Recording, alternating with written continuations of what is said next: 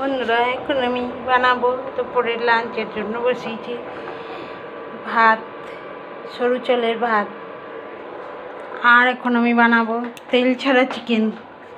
চিকেনটা ভালোভাবে ধুয়ে নিয়েছি, ধুয়ে নিয়ে এর মধ্যে নুন দিয়েছি, এরপরে হলুদ দেব,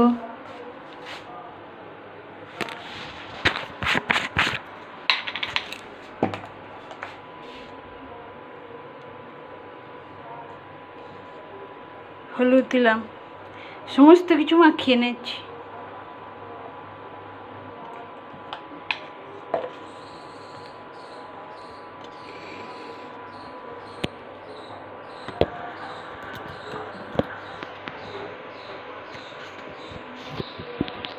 হলুদ দিলাম,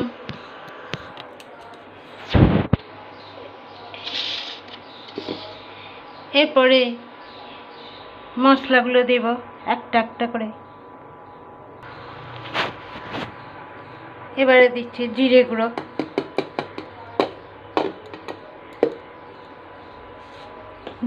দিলাম। এরপরে দেব গরম মশলা আর গোলমরিচ গুঁড়ো।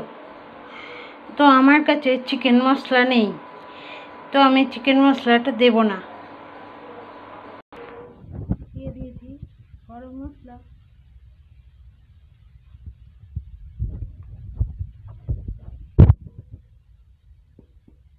এবারে দিলাম গোলমরিচ গুঁড়ো,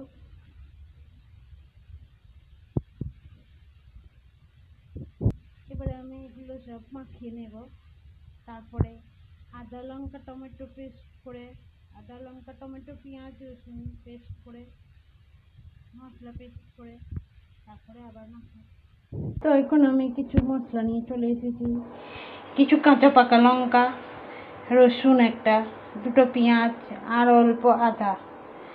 আমার এখানে অল্প মশলা আছে, তার সঙ্গে আমি এটা অ্যাড করব। তো আমি এখানে গুঁড়ো মশলাগুলো মাখিয়ে নিয়েছি, এবারে মশলাটা পেস্ট করব। তো আমি এখানে সব কেটে নিয়েছি, এবারে এগুলো সমস্ত পেস্ট করব। পেঁয়াজ রসুন আদা লঙ্কাগুলো কাটি নাই, এমনি পেস্ট হয়ে যাবে। টমেটো একটা দিয়েছি। তো আমার মশলা পেস্ট হয়ে গেছে। হ্যাঁ, মশলা ভালো অনেকটাই হয়ে গেছে। এখন আমি একটা কড়াই বসিয়েছি। হ্যাঁ, তো এবার আমি এতে কোনো তেল দেব না।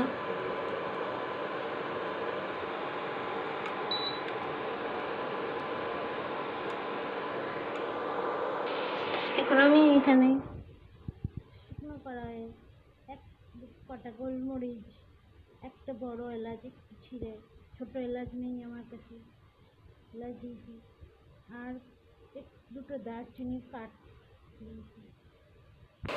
এখন আমি মাংসটা দিয়ে দিয়েছি, শুকনো মাংসটা। তো একটু নেড়ে চেড়ে নিয়ে জল দেব।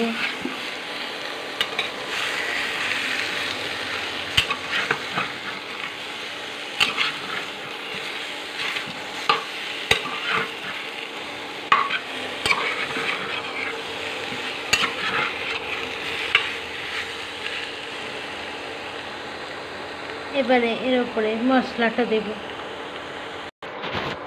মশলাটা দিয়ে দিয়েছি, যেহেতু আমি এটা তেল ছাড়া করব তাই এতে কোনো জল দেব না। এবারে মশলাটা দিয়ে মাখিয়ে দেবো, কষিয়ে